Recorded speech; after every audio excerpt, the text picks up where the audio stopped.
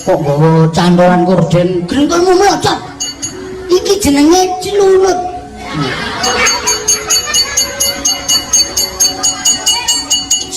celurit mate kene aku ya modal oh iya iki lek kula kedaduk lemah ora perkara tok bacok wah gleleng tenan penjang lah kok nyilih ngene cah klithik iki ya mate berarti klithik iki gaweanmu wah cerewet cucuk botol ya kok ijo anggul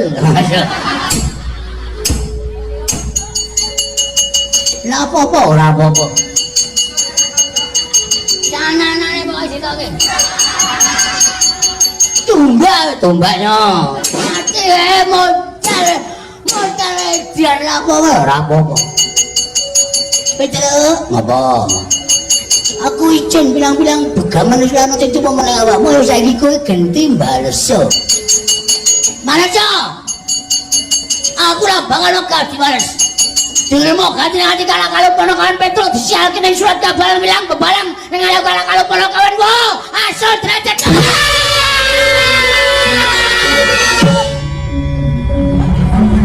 Balu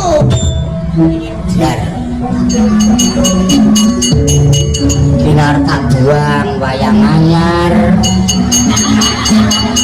nek ora tak buang skenarone kaya ngono pepete nggone wong sugih kok ora wae